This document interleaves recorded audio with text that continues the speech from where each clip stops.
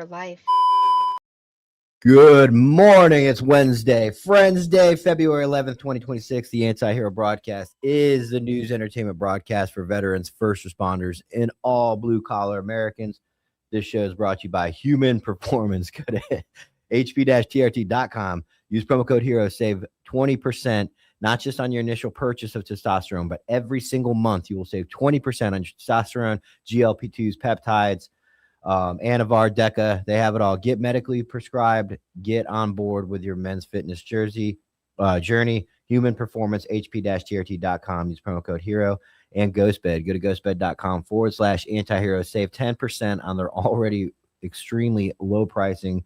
Everything from pillowcases, mattress toppers, cooling, patented technology sheets, and their award-winning mattresses. 60,000 plus 5-star rating and reviews. In-house customer service.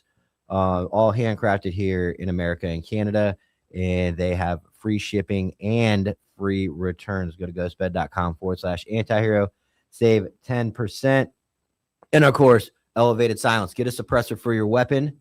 Exercise your Second Amendment rights. Go to elevatedsilence.com. Use promo code antihero. Save 15% on your can. They have everything from 22s to 50 cals. It's not a hard process, even though it sounds intimidating, and Jim will walk you through it. Elevatedsilence.com. Use promo code antihero. Save 15%. Good morning, Mike. Good morning, Tyler. How are you doing, fat boy? I know I'm fucking arguing with people in the comments already. It's too early for that. Not even lunch. Too early for that. It is. Yes. Gotta worry about my mental health. Not many reflections other than that. The reel we dropped this morning about the trooper seems to be pretty one-sided as far as the only thing. There was one comment that I saw about the trooper, the Pennsylvania State Trooper, that essentially quit because he was under investigation. Was somebody said that when the Charger pulled up, he's on a lawful traffic stop with the wife. The husband pulls up behind him in the Charger, and there's question about whether or not he had the right to remove the husband from the Charger because the Charger wasn't being in the traffic stop. Yeah, you're going to fall into like officer safety. I mean, would you want a car pulling up behind you in the middle of a traffic? And, you know, we have a 25-foot halo rule in Florida now that obviously doesn't apply there, but there was a reason that was created to not have people come up on you. So I think it's reasonable in that scenario to ask somebody to get out of the car and identify themselves. So, you know, you can't just pull up on a cop in a traffic stop. You know, that's where the First Amendment goes a little too far. Like when they're performing a lawful duty and they're in the middle of a traffic stop. Yeah. Even liberal Mike will go that's not reasonable, and that you have a right to, like, hey man, what are you doing? What, are you here to kill me? So yeah, that whole Pennsylvania situation gave us like a week of content between the hats, the ball gags, and then the traffic stop. It's been nonstop. I almost did my episode today that drops at noon on the ball gag situation, but I went with another update on Sal. And if you don't know what ball gag means, we're talking about the troopers that are forced to wear their chin strap like right underneath their lip by admin because of quote unquote. Hold on. I believe I have a video of the actual, like, a recruiting ad where the chick is like, it's in her mouth. Hold on. No way. I'll load it up. Yeah, I'll load it up for you if you want to tell everybody how great they are. I mean, the troopers are pretty supportive of them. Yeah, they're good people. Like, there's a lot of good dudes up there that they're falling under that. And that's what my episode almost was on. Was going to be tradition. Like, we're going too far into tradition. Like, I get it. You stay with, you like the Class A. We talked about that, but when times evolve, we don't still ride horses. We got body cams. We got tasers. Tradition changed, and you have to keep up with times. And that uniform thing was what initially started it. And this was actually the first video I saw that got me going on it. This is a recruiting ad. This is in her fucking mouth. Like, hi, this is Corporal Thrillin with the Pennsylvania State Police. We're down here at the Philadelphia Auto Show inside the Pennsylvania Convention Center. It's in her mouth. Feel free to come check out some cool cars and come say hi to us. We're located on Heroes Highway. And it's in her mouth. Be here until Sunday, February 9th. It's in her mouth. Is that AI? No, that's a fucking ad on their. That was the first one I saw. That's on their Pennsylvania State. It's muffling her. She can't talk. You can hear her stuttering because it's in her fucking mouth. So that was the first one I saw, and I saved it. And then I saw the pictures, and then at like 1 a.m. I was like, I'm done. And I started posting memes about it on my story. Like, the fuck is going on here? Was this you saw this after we talked No, about that was before. That was the first. That was the first video. I forgot about the interest of you. That piqued my interest, and then I saw the pictures, and then when I was going through my save stuff this morning, I saw that one. I was actually doing it. I was going to do an episode today on tradition being like we have to move on from certain things and uniforms evolve and all that. But then I went with Sal. But that's the first one I saw. Like it's in her mouth. She's talking with the fucking strap in her mouth. Like, come on, man. Whoa. All right. And if I saw that, if I saw that, I'm like, do I really want to work there and put a fucking leather strap in my mouth to walk around like a horse? Like, no, I don't think I do. Let's watch it one more time. Go ahead. Hi, this is Corporal Frillin with the Pennsylvania State Police. We're down here at the Philadelphia Auto Show inside the Pennsylvania Convention Center. Feel free to come check out some cool cars and come say hi to us. We're located on Heroes Highway, and we'll be here until Sunday, February 9th. All right. I hate roasting cops, but I mean, she's a recruiter, so she's probably a strong word for a description for her. No, I'm just kidding, but that is ridiculous. Yeah. That is. I think the whole hat thing is ridiculous, but I'm just a fat cop. The hat thing is ridiculous. The strap over. I mean, dude. I mean, here was ridiculous. It's in here, and she's trying to talk and do a recruiting pitch, and like no one said. And she had time to prepare for that. It wasn't like spontaneous. Like they rehearsed it, they got it ready, and she talked with the fucking strap in her mouth. So it just. We need to get Pennsylvania State Police brass on board. Yeah, they don't do podcasts. They still do 35 millimeter cameras and Polaroid pictures. They send them to you in certified mail. They're sticking with tradition. A horse will ride the message down here and deliver it.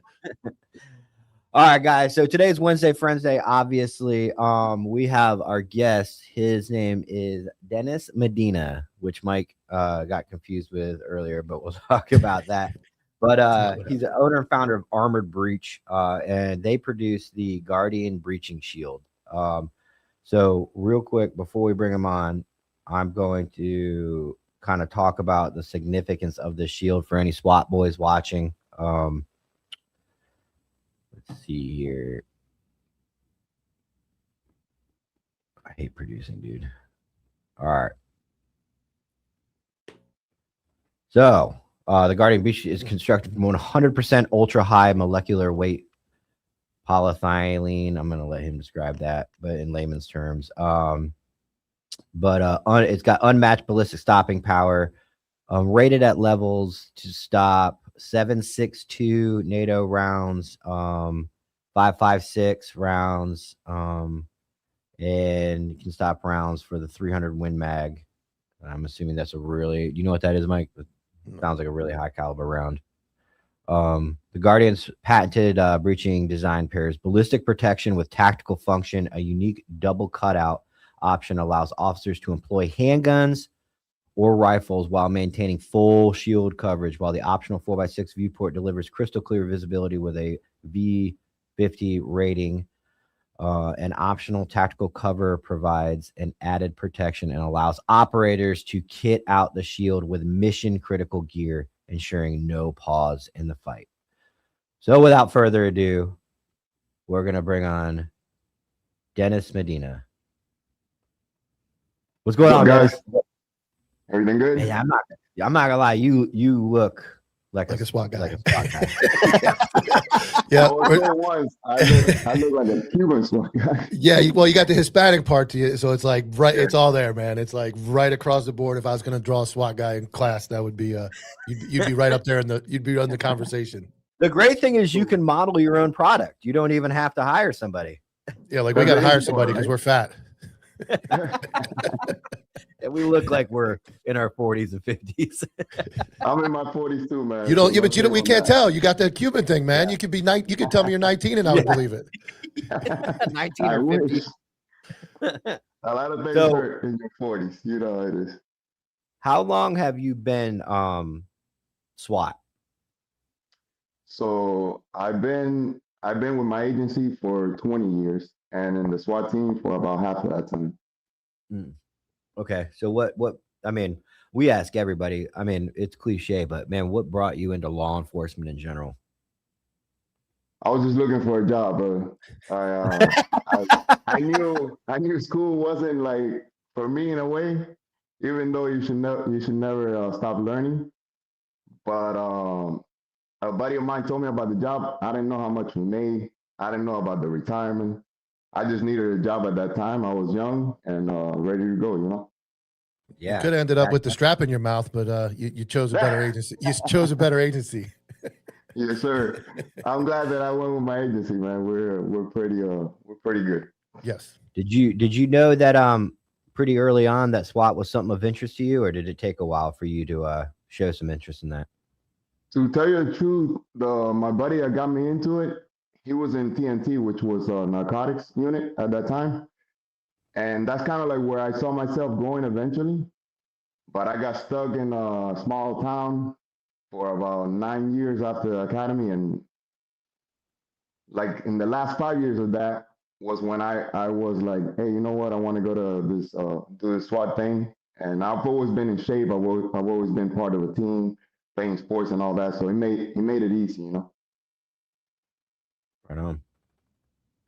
Now I know you work for I'm not. We're going to talk about large agency. Did you find it difficult?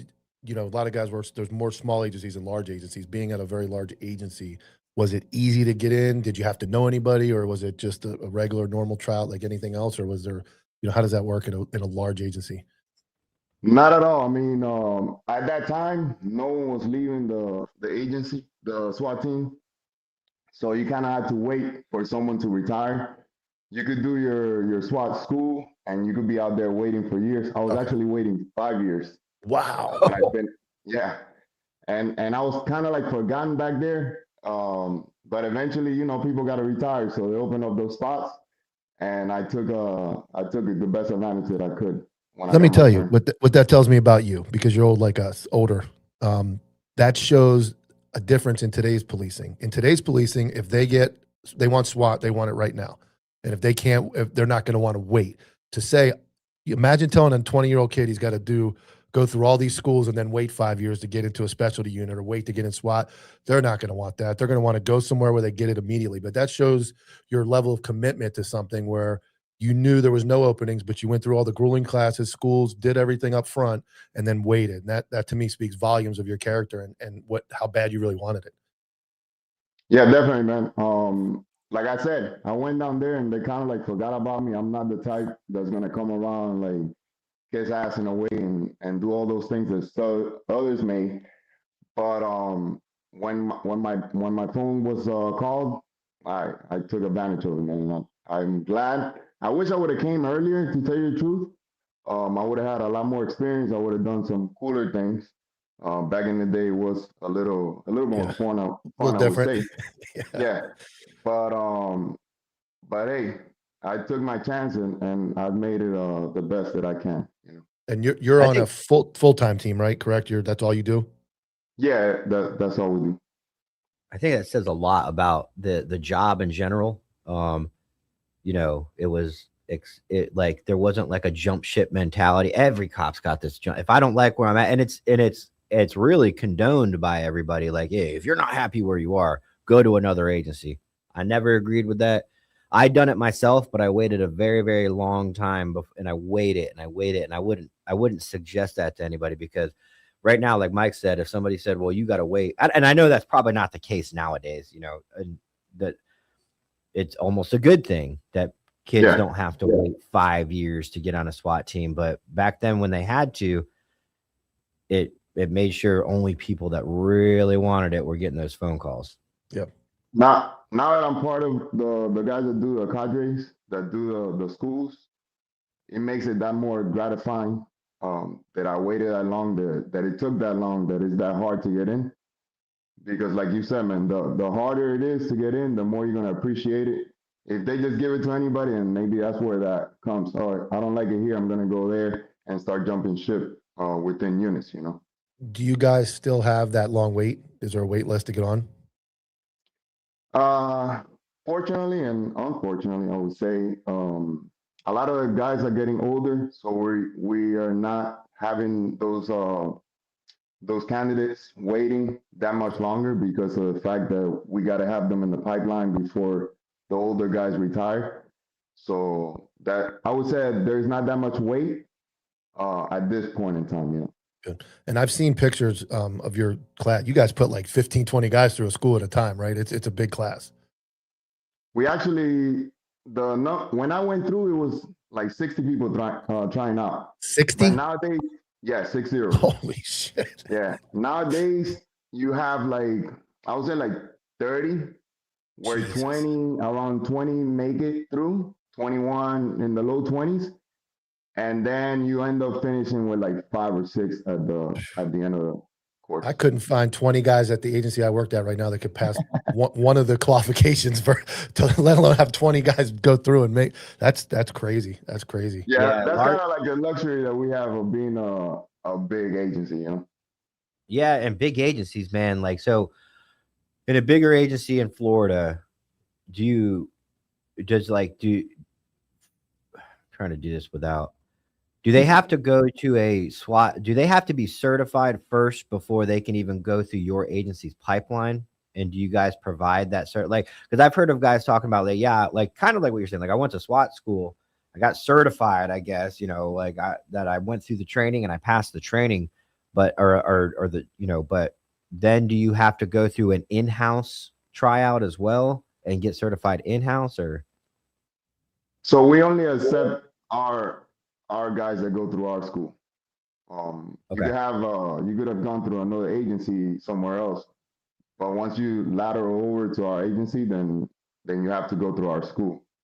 The way that works is you do the tryout. Like at times we go and we'll like scout in different districts to see, hey, this guy's, you know, he's military or he might be into it. This guy looks like he could be part of the team, and we'll reach out to those individuals. But once you pass the SWAT school, then you have like another 9-week course that you got to come over, get detached to our unit. And that's kind of like where you do the learning. The first 3 weeks is just, you know, like getting your butt kicked left and right and seeing if you have what it takes, you know. Making sure you want to be there. Break that. Yeah. I mean, break that down for me. You know, you don't have to go crazy detail, but what is that 3 weeks like? Like, what is it between the physical shooting and scenarios? Can you break down what that 3 weeks would look like for somebody? So you touch up on everything on those first 3 weeks, like as far as shooting. I actually had to go through 2 SWAT schools because at that time I didn't pass my shooting. I missed about 1 round when I went through it. So I had to redo the tryout. Once I made it through the school, then it was all good and dandy there, right? But throughout the school, throughout the course, you do your shooting. There's a lot of physical thing, a lot of, I would say like late nights, staying like extra activities or whatnot after hours. Like you go through everything, fast throw, breaching, shooting, a little bit of everything, but you're not actually learning. We just want to make sure that your mind is in the right place and that you could retain some of that information while being deprived of sleep or hungry and the whole 9, right? But once you come back through the 9 weeks, then at that time is when it's a little bit more like you're part of the team, part of the unit, and you're still getting, you know, messed with left and right, but it's not as intense, I would say, because we do want you to learn at the end of the day. You know, it's not like drill this guy and watch him fail.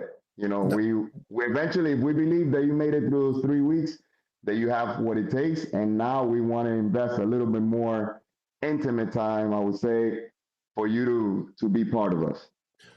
Does those 3 weeks, are they going home or are they staying in house? You get to go home, which is probably worse. Long days. Okay. Yeah. It might be worse. I would rather stay with the guys that were suffering in there with sleep and wake up. But if you go home and now you get to cuddle next to your wife or your significant other. Oh, yeah. And then 5 a.m. comes. To get back out there, you might be like, hold on, man, this bed is a little too warm. Yeah. So, you know. I mean, I don't know. I agree with the same thing. I learned that Navy SEALs, when they go through outside of like Hell Week, outside of that initial, like, we're just going to see what, if you want to be here, the rest of it, they go home at the end of the day. And I'm like, man, I don't know. It's almost like you're saying, I want to keep my brain there. Yeah. I would not want to. It makes the suffering, I guess, like easier. I don't know. If you go home and now you get to shower in the warm, get a big warm. I actually had a guy call me one of the nights I'm home, and you're in character and you're doing your thing and like drilling people and whatnot. And this guy gets my phone and calls me, and he's like, "Hey, I don't have what it takes. I'm quitting." Right. So you come out of character, and now you're like, "All right, but hey, you know what? Try harder next time. You already saw what it consists of. Come a little bit more prepared, this and that." So I go the next day, the next morning, we're there. We do everything with the class, like all the workouts, everything we do together with the students. And this guy shows up after I broke character, and after he called me the night before that he was quitting. Let's just say that he didn't last past the first hour. We're like, "Hey, you showed up? Okay, cool." Because you can't quit after hours, let's say, right? But now when you come back, but you knew it was here. Yeah. And he's like, "Hey, you know what? I understand. I'll come back to the next one." Yeah. Once you put that mind out, you put that words out there, you can't take them back. So you got him. You got him on the line, and it's time to see if you make him break. I'm sure that's how it goes. Especially when you break character and you're like, "All right, let me show you who I really are." Like now I gotta go back and show you who I was. Plus 20. You got the nice guy out of me. Yeah. Now I got to turn it up a notch. He was like, what is the actual physical, like, is there a test, like a certain is there actual number, like so many push-ups, so many pull-ups? Is there any numbers you have to meet, or is it just like a hell week? So it's some doctor came up with a tryout that is kind of easy. I would say it has a cutoff time. You have to like jump a wall, this and that, the whole nine, run a little bit.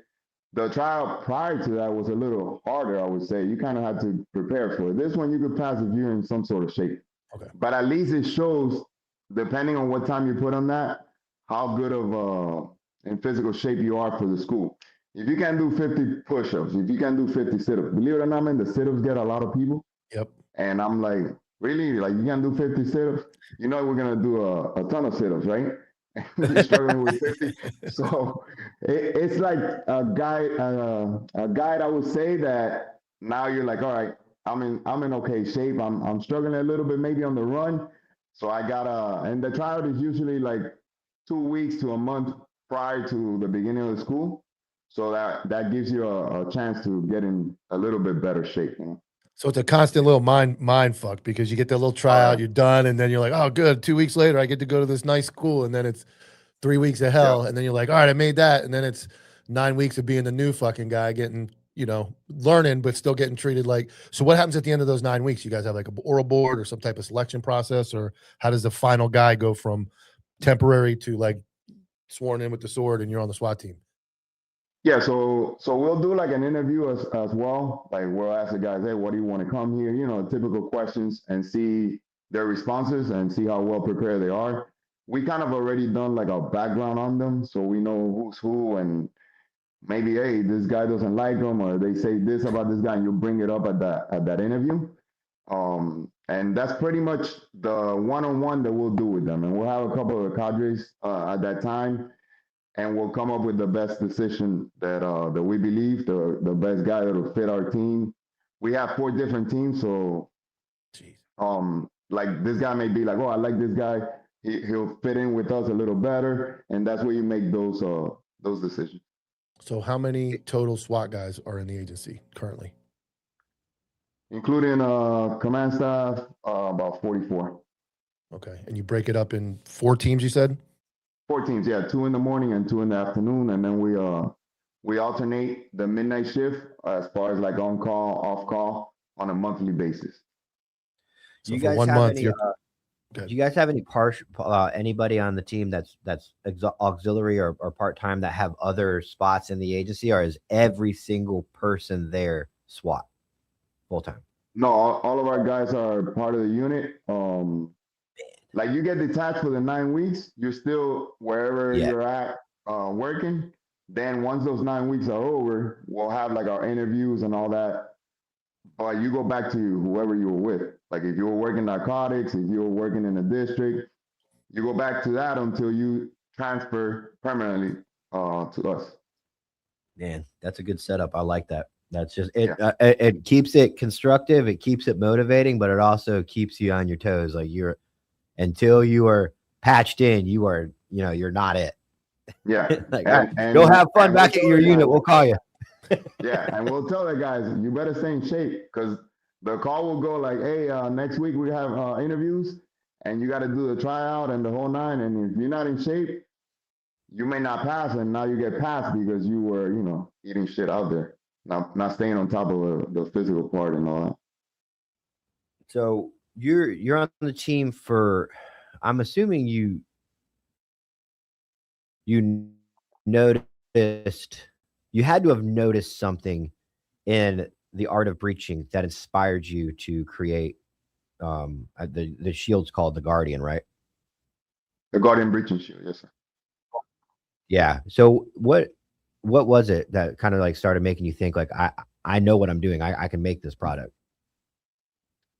So I've always been pretty handy with my hands and like swinging a hammer and working around the house and things like that, thanks to my dad. When I got there, I didn't see breaching like that hard. You pretty much just breaking it. To me, it's one of the most important jobs of the SWAT team, right? Because if you can't get in, we saw what happened at Uvalde. They didn't get in, and a lot of people died. So the same thing. If you can't get in, you can't save anyone. You can't execute the search warrant. So I had that background in me, and then I noticed that I would come up to the door with just a Halligan, and I'm like, this kind of sucks, Like one of the first things that they teach you in your FTO phases is when you knock on the door, you don't stand in front of the door, right? It makes sense. But when it comes to breaching, you're knocking, you're announcing, you're letting the subjects know that you're outside. And if they want to shoot through the door, that's when I saw that there was that deficiency, that void. And I would kind of like breach, like rolling the dice every time and breach. I'm like, all right, made it through this one until unfortunately the FBI was shot through the door. That's when I kind of like, before I thought this could happen. This sucks. You're standing in front of the doors are not bulletproof. And then when that happened, I was already kind of like playing with the idea of breaching with a ballistic shield and a Halligan. But when that happened, it kind of like hit me home, and I'm like, you know what, I got to do something. And that's when I was able to secure the patent for that before I even talked to any other shield companies, because I was afraid that they were going to steal my idea. Yeah, that's smart. So you got just off topic. What's getting a patent like? I've never done that before. Is that a hard process?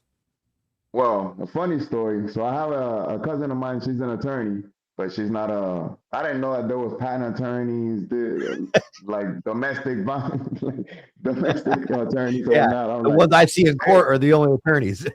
Yeah, I'm like, traffic, bro. That guy could make a patent. So I reached out to my cousin and I'm like, hey, I want to know if this idea that I have, if it's patentable. So she's like, I have no idea. I'm not a patent attorney, so. But I was all right. But I thought you were supposed to like know about these things. So she's like, look, out of my office prior, there was this guy that used to do patents, and I still have his contact. Reach out to him and see if he could help you with that.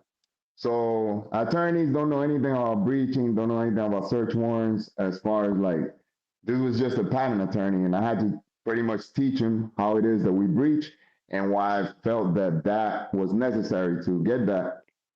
And I had to send like, I don't know, it was like a 5 or 6 page Word document to him explaining from what we do in the SWAT team, how do we open the doors, what could happen, and all of those things. Like I detailed that. Brother, he sent that up to the patent office, and within, I would say, like under a year, they approved. He's like, they're probably gonna kick it back. You're gonna have to fix some things on it, and then we'll send it back and resubmit it. They send it back and they're like, approved. I guess the people that were reading it, they didn't know anything about police work either, and they went with what I said on the paper, and they're like, hey, approved. And so it's a utility patent. It's a little bit stronger than a design patent. So on a design patent, if you change a percentage of the design, then you're not infringing into that patent per se. But as far as a utility patent, it's a little bit stronger because it's the minute that you attach those two things together, then you're in violation. Man, we need to patent something, Mike. No. But it was pretty easy. like I was saying, and then I ran into this other guy, and he's like, "Man, I went like 5 years, $60,000." I'm like, Yeah, I you guess I got sounds like lucky, you you got know? lucky. Sounds like you got very Yeah, lucky to have something happen. Anything with the government to happen on the first yeah. try under a year seems pretty reasonable. And as far as Yeah. money, it was like just below 10 grand.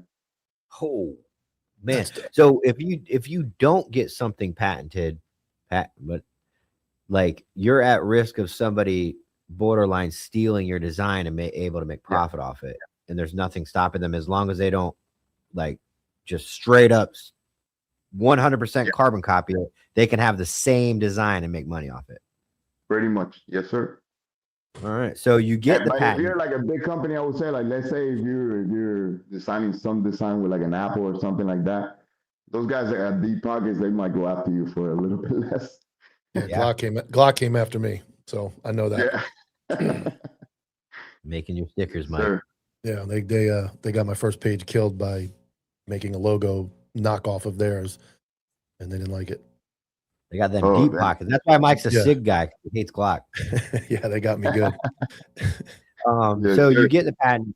What's the next step? I mean, obviously we're entrepreneurs, so just as much as the SWAT stuff, I love learning about entrepreneurship, and first off, you're full time in another occupation. You can't even invest, 16 hours a day into a company like you'd want to.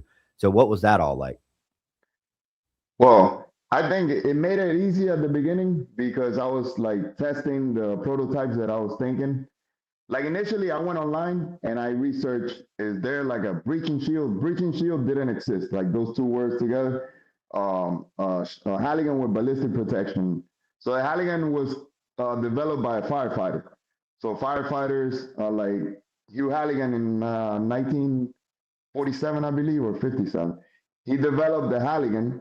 And those guys, everybody loves the firemen, right? They don't think that they're going to be shot through the door when breaching and this and that. So initially, I wanted to search to see if that existed. It came back nothing. I went into the big shield companies, into the websites. There was nothing online. So I'm like, maybe it doesn't exist because it's not feasible. You can't breach with a shield. That was my That's fair. first thought. So I made a shield out of wood, and I drilled an old Halligan that we had, and I attached it to it, and I started breaching on like training doors, and I'm like, okay, I don't see any problems with this. The next level was we had some expired shields laying around that we're gonna throw away, and I asked the lieutenant, hey, can I use one of these? I put holes through it. I put my attachment on it, and I started using it. But now I had already tested it on training doors, so I wanted to test it on real doors, like real operations. So I would go up there and breach with it, and the other lieutenant, he comes up to me and he's like, "Hey, you're using an expired shield in our operations. Like we're kind of like a big agency. What if something happens?" He caught me like off guard, man. I was coming up and I'm like, I had a good return for him though, man. So I was like, LT, with all due respect, what's the alternative?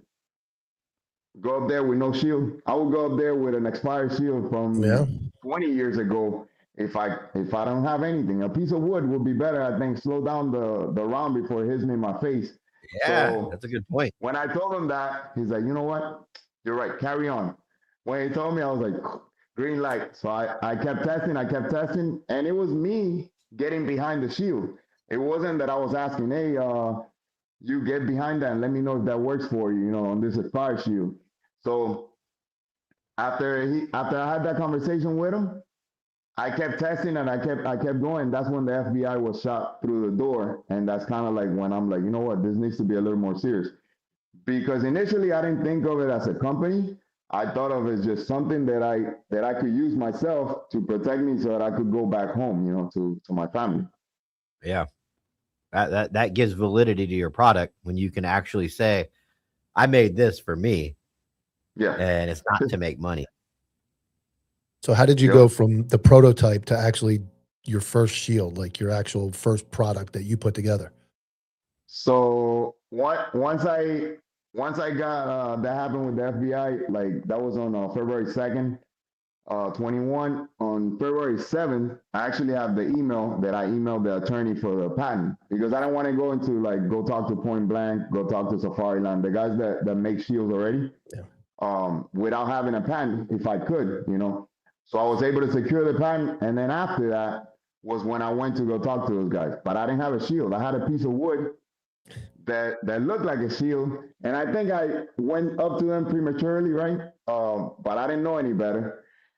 And a funny story. So I'm presenting to Point Blank, and it's just like 5 of those guys in front of me, and I'm like nervous as hell. Like I'm not a public speaker, you know. Like I'm learning on everything from the bottom, like how to make this, how to do that, and how to sell my product. I'm not a salesman. I'm a door kicker, you know. So I'm like, by the like around 6 in the morning, we had done a warrant that day, and we went after like an armed subject or whatnot. And I was the one that kicked the door open, got the guy in custody, and here I am, like a couple hours later. My knees are shaking, and I'm just talking to 5 dudes in front of me on how I need you to make a shield for me.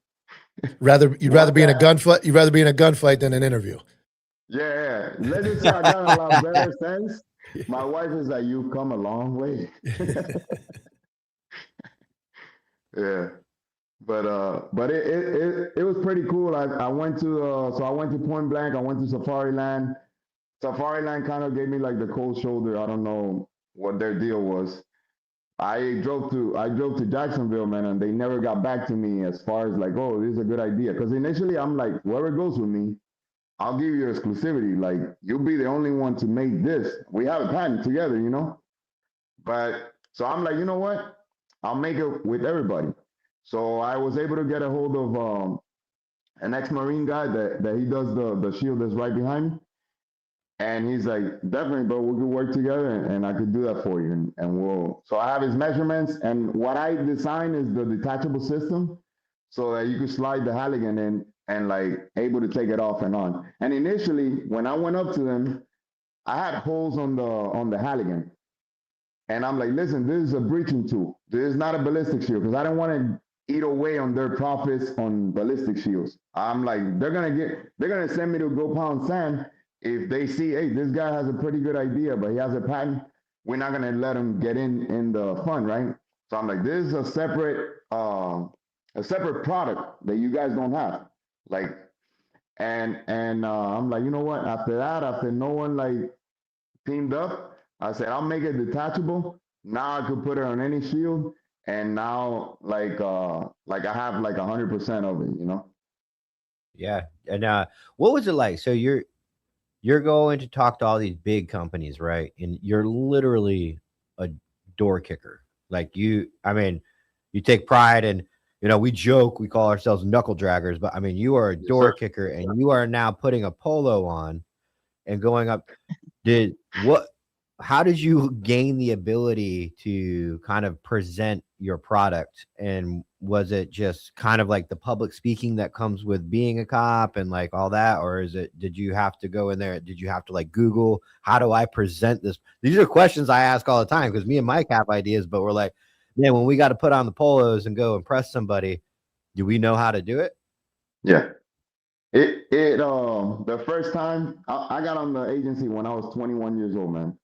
So I had no public speaking whatsoever in my background. I was like a shy kid, you know, like, yeah, we could do stuff together as a team, but I'm not like the leader when it came to that, you know, like. So the first time that I got up was in front of my academy class and I was shitting bricks and it was just to introduce myself. So like, it's going around the room and you're like shit. Yeah, I'm next. And you coming up with something. I said some lame ass joke. Yeah. No one laughed. So it made it even worse. Oh man. I just want to help people. I just want to help people. Yeah, right. You remember my name's Dennis. My name's Dennis. And then you go up and you forget to introduce yourself. You just go word salad. So I didn't get any better, I would say, up to this moment that I'm but you do get some confidence from telling people and you have, I guess, at that time I had 5 years on with the agency, with the SWAT team, right? 15 years on. So I had talked to a bunch of people on the road and arrest people. So you get a little bit of confidence. But when it comes to sales, it's a totally like a different animal, right? What gave me a little bit of confidence is where I come from. Like we spoke about, a bigger agency, we're busy, we're always doing stuff. So you have that on your background. It's not like, oh, we do 2 warrants a year. We're doing like 300 operations yearly and like nonstop. Yeah. So yeah. And sometimes they like, hey, in the summer, no one can take off. We have too many things going on. And you're like, the summer, that's kind of like what you do with your family, right? Yeah. So that gave me like a little bit of a background when and for them to listen to me, to open that door. At least I'm like, hey, they open the door, there is no going back. I'm gonna put my foot on it and they're gonna hear me speak, right? Even if I suck at it. And like I said, my wife has said that I've improved a lot. I believe so too. And then you start like looking into YouTube videos on how to speak, how to stand, how to put your hands, this, that, eye contact. But before it was like, hey guys, my name is Dennis. Like you didn't even want to look. I thought as a SWAT guy, you just put on like a medium shirt and it said SWAT real big on it, and you just walked in and stood there like this. Yeah, I wish. And then put your product on the table. I'm SWAT. That's what most of the guys I know do. They don't have to talk. They just SWAT. Yeah. What makes it easy is, since I have this in my background, that I could speak on it, and people listen because I use it. What I suck at is like following up and like that second contact, because like I said, Yep. you know how it is. That's the worst part to me. To present, if you know what you're talking about, it's easy to present anything, right? You could even like maybe BS your way around some things, but now like to follow up and be like, hey, how you doing? Like some people that I would follow up on an email and hey, what's up, man? I was like, my wife's like, you're not talking like your friend. You gotta talk like different, Oh, Dennis, I do the same thing. I suffer from the same, like the business world, first off, moves way slower than any pace we're used to. 100%, brother. And I have to have my wife type out the emails to reach out to companies, because I'll be like, hey, what's up, man? No pressure. And she's like, no, these are business people. They want to see. It's just, man, I don't know how to do the follow-up. It's just a like weird thing. I did a little software for a software company right when I retired. And I remember presented to the agency, and then they're like, "Oh yeah, we'll get back to you in like 2 months." You're like, 2 months? Like I'll forget that this even happened in 2 months. Like, I don't even know. Email me in 6 weeks, and we'll get back. I'm like, fucking go on to the next thing. If you're not buying it today, I don't want to talk to you ever again. Like, it's definitely different. What I come to hate, man, is like December, bro. Because on December, everybody's like, oh, we'll do it next year. We'll start off the year. I'm like, listen, bro, like right now, you got to strike while it's hot. Yeah, Christmas. Yeah. Santa Claus needs it. Bring this. Yeah, right. We don't stop working throughout the holidays, like it's not like, hey, the criminals are going on a away party, like. Yeah, from Thanksgiving to New Year's, you're done, man. That whole month and a half, everybody's in the next year. I wish, brother. So you went from your idea was a breaching tool that's better than nothing shield, and then you incorporated the breaching side and from reading the description, it's about as ballistic rated as you could get in a shield. What was that like? Like going from the, hey, it's a breaching tool with better than nothing, to an actual breaching shield?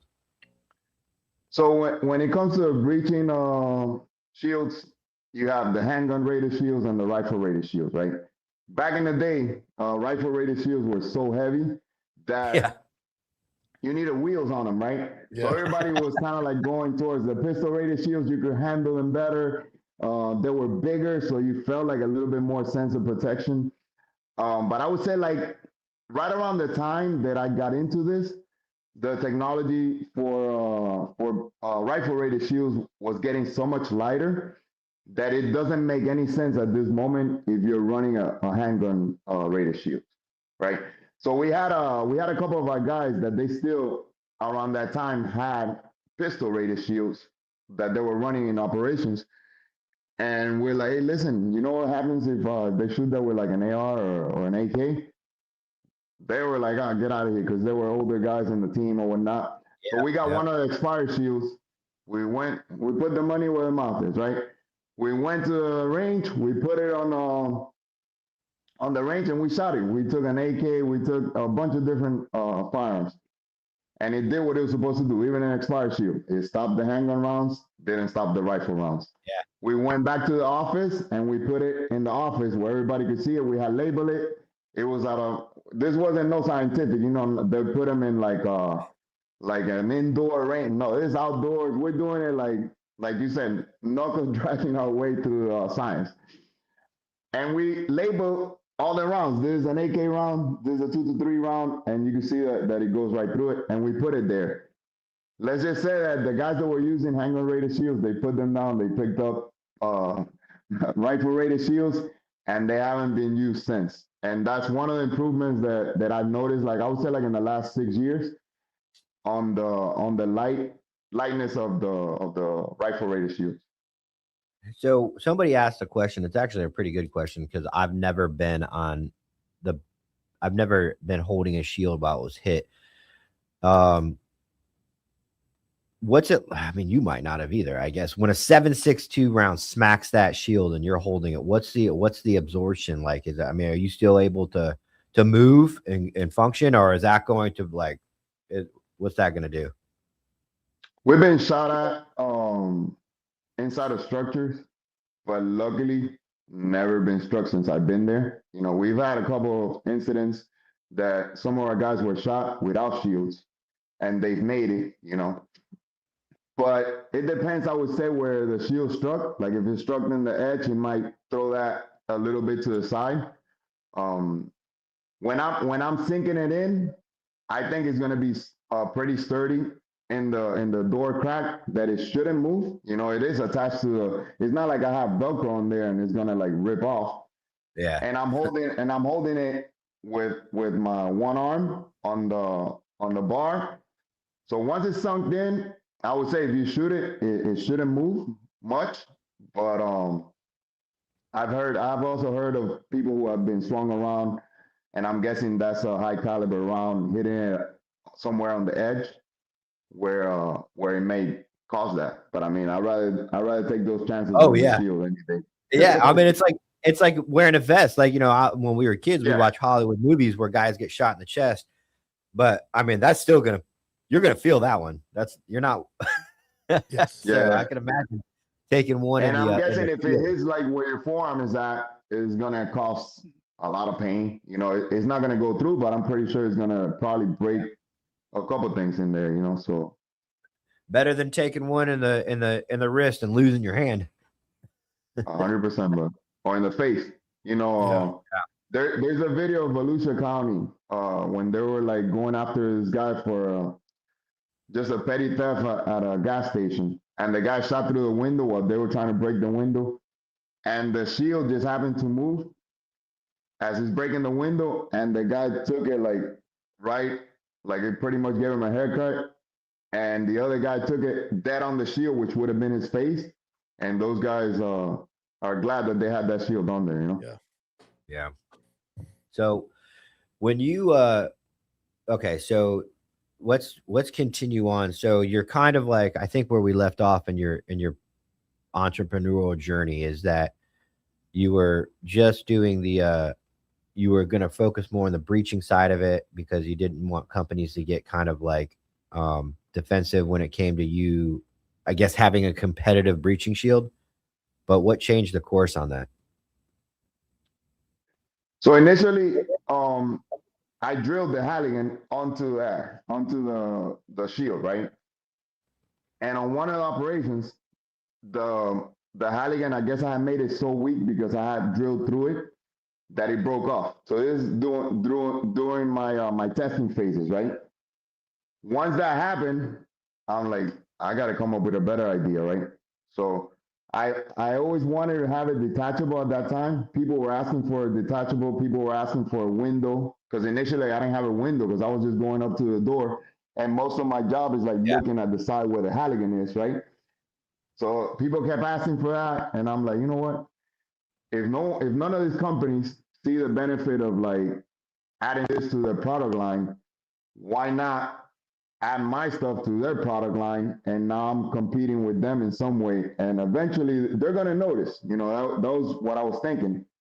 So I'm like, the Halligan that I have is about an inch hardened steel tube, and I just had to like drill a tube where that could fit, and I could lock it in with like a pin so it wouldn't slide out. Sometimes I'll go without the pin being locked in, so that I could be a little quicker to dump it. And I have actually made entry into structures with the Halligan attached to it, because there hasn't been like space for me to get out, let our shield go in. So we're a pretty shield heavy team.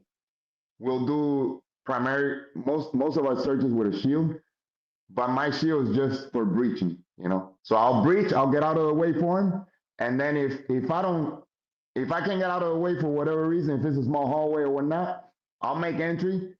I'll transition to my handgun, obviously, make entry into that initial living room area. Then he'll take over from there. What do you do on the obviously the Halligan's outward doors? What do you do at the indoors? I haven't developed. I played with it for a little bit, where I had an attachment on the opposite end that you could put by the lock and like ram that, and now you have a shield.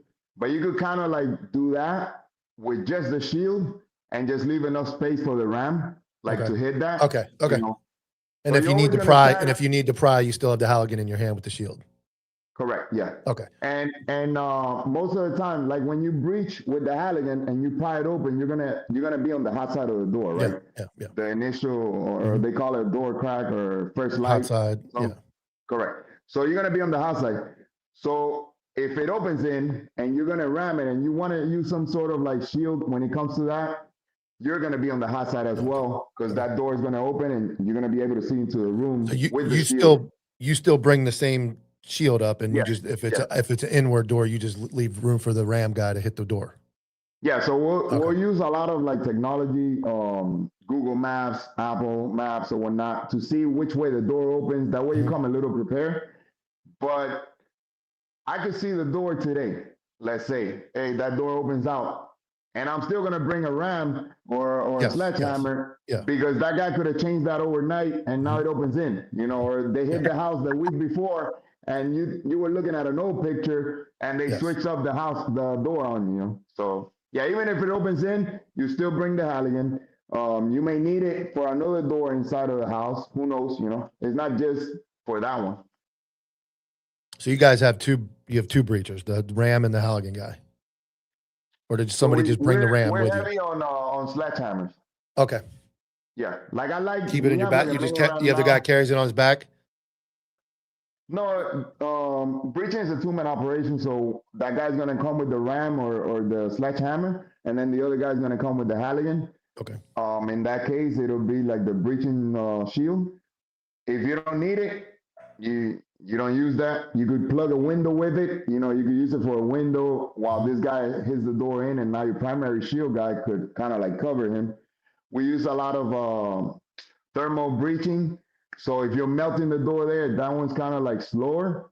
So we'll throw a shield on the door to kind of like give him some sort of protection as well. So, but if you don't need the breaching shield because the door opens in, let's say, then we're definitely gonna have windows that we gotta cover. So. That's cool. You guys do thermal. You guys do explosive as well. Yes, sir. And you guys obviously that's beforehand. You guys determine based on the type of warrant what you're gonna do and brief that beforehand. Yeah. We've had guys that have been like like murder subjects or whatnot. They're like, hey, when the cop gets here, we're gonna kill the cops too. Like I killed this guy, and we'll turn it up a little bit. We'll go with explosives because you have that intel. And on that specific warrant that I'm telling you, the guy came out like. Yeah, I've seen it. I was a breacher on the team, and we didn't obviously not as big as you guys, and nowhere near that. But I went to explosive breaching school, and I went to all that, and I've seen it. And it's pretty. I did it once. We actually had a barricade where we breached a metal apartment door, and it was definitely startles everybody inside when it goes off. Yep. And the best ones are like when the detectives are like, hey, this guy's a badass. He there's his pass by, and the guy, hey, what's going on, guys? Yeah, Like, till that front door flies 30 feet into the house. They're not so bad anymore. Get those guys. Somebody asked the like, question. nah, I was only playing, bro. You know. Yeah. Somebody said, Mark Fire said, how is it in your towns or cities you liberals crying playing when SWAT team get military vehicles? Sacramento is bad. Kind of what you guys are talking about. I remember doing the show and tell, and you're constantly explaining. That's the one thing the old guy with the Vietnam hat comes up and goes, y'all really need that tank? And you're like, dude, this is for our protection and our protection only. I was like, this is a turret. Yes, but it is there to protect the guys that are dismounted. It is not there, and I remember having to convince civilians like this is not really used other than to ram the front door if we needed to. It's for protection. There was some other questions. I assume that you have issues with departments changing to your product versus what they've used or known for years. Do you offer training on your products? Yeah, so like right now I've gone as far as Texas to like promote the show. I've actually gone to California as well. And if they need the training on it, obviously it's a new product, but nothing changes when it comes to the breaching part of it. It's just now you're doing it behind ballistic protection, So if you're prying a door, you're gonna pry the same way with our tool.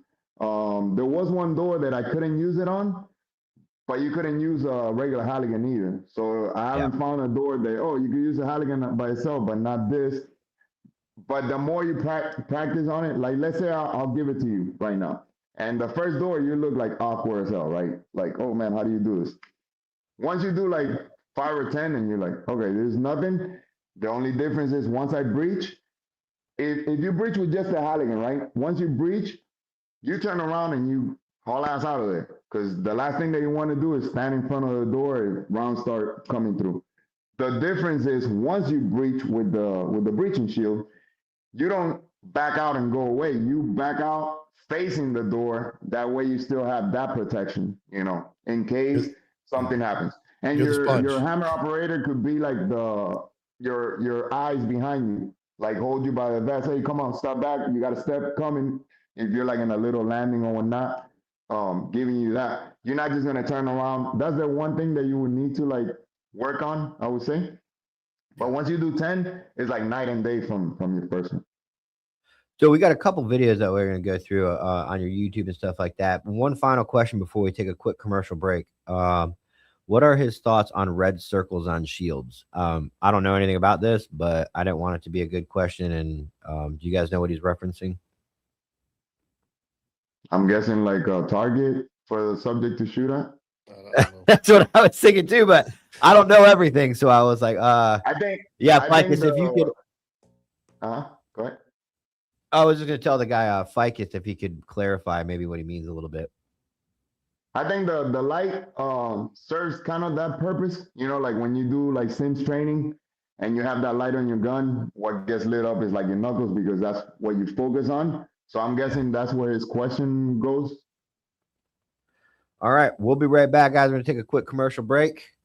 See you in a minute. Over a century ago in 1910, the Flexner Report, funded by John D. Rockefeller and the Carnegie Foundation, re-engineered medical education from a holistic, whole-body approach, which appropriately treated the body as an interconnected system, to a compartmentalized approach under the guise of specialized medicine.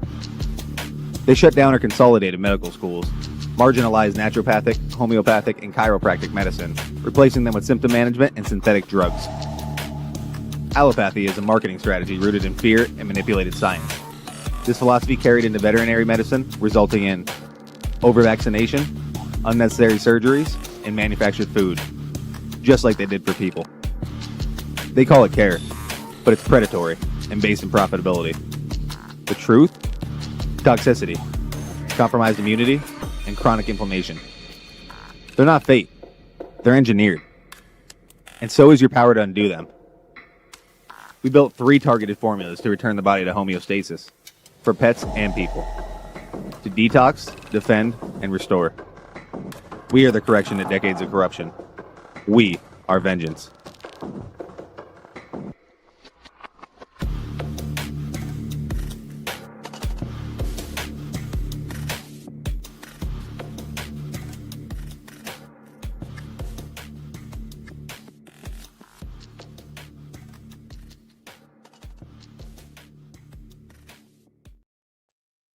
All right, guys, we're back. But a quick word from our sponsors, Crave Creatine Gummies. We all need creatine for a magnitude of reasons.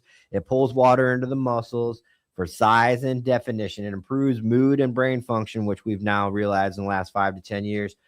You can build lean muscle up to 30%, and you can boost your strength up to 30%. When you take creatine, you give your body more power, which means you can lift more, recover faster, and stay sharp all day. All you need to take is 3 gummies a day.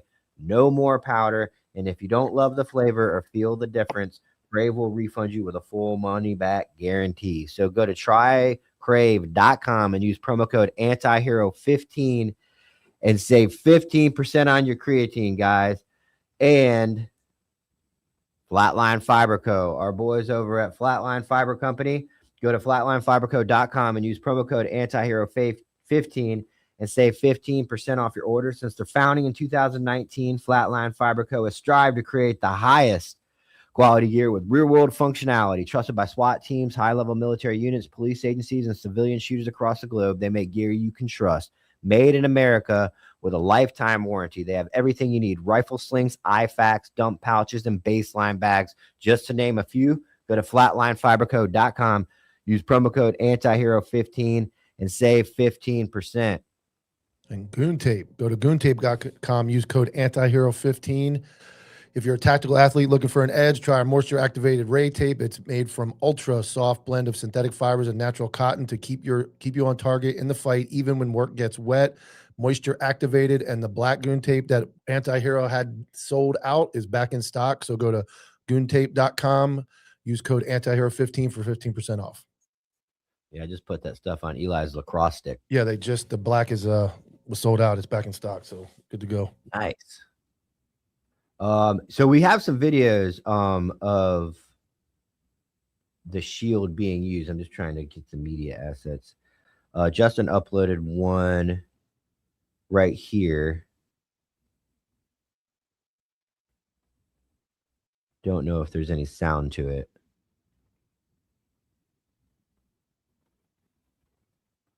But I see what you're saying now. It's the same concept of using a Halligan. Yeah. Yeah, you'd be standing there with nothing. Yeah, you're literally doing the same thing, but now you have ballistic shield coverage. Yeah, so basically what I'm explaining in the process on that, that if the door is like reinforced or you need to go 2 guys, you could also do that. The hammer guy could like help you with an extra arm on there to pull. And that was the old shield that I didn't have a viewport on it, but it's pretty much the same concept as the one that I use now. You see that one doesn't have a viewport, and that's when the Halligan was attached to it. Okay. All right. So this is the first Gen 1. First generation. Yeah. It's so cool. It's a really good video.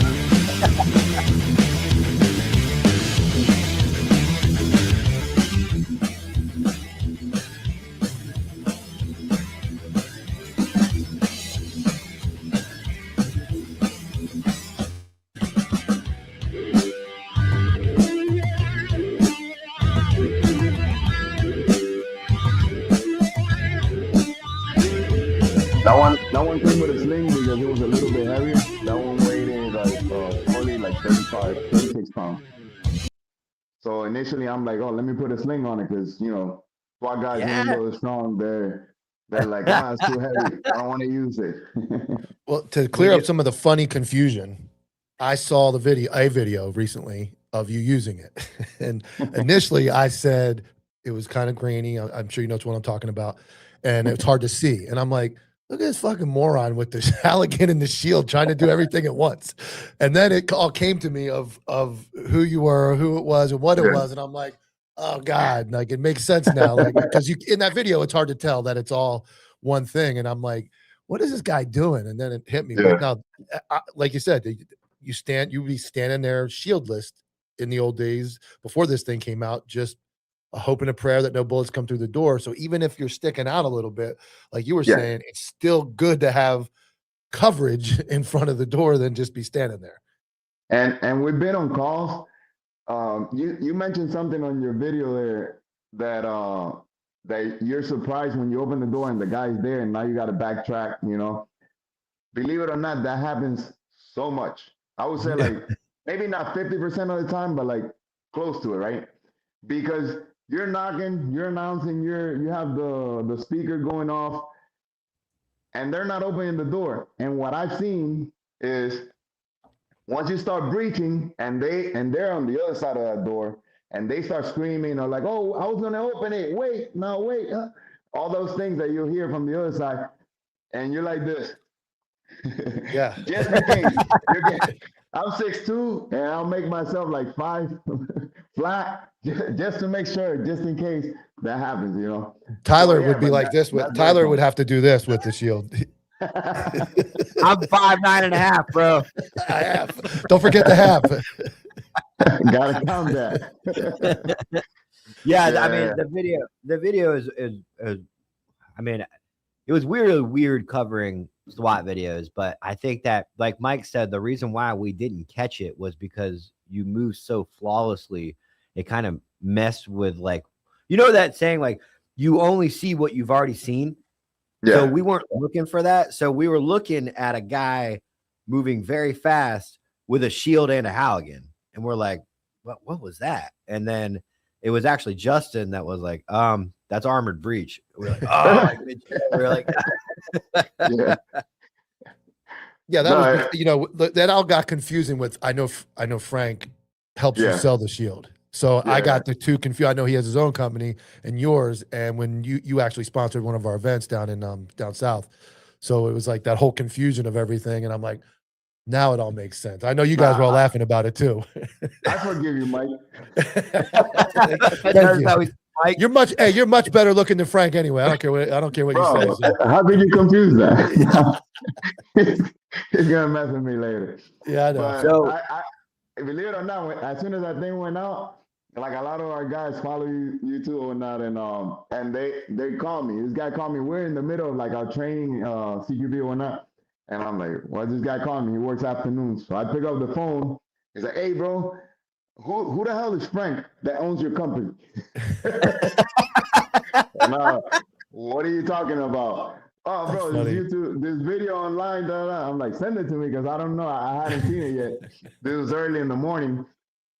And when I see it, after that, easily like 30 to 50 people either send me the video, or send me a text and started calling me Frank.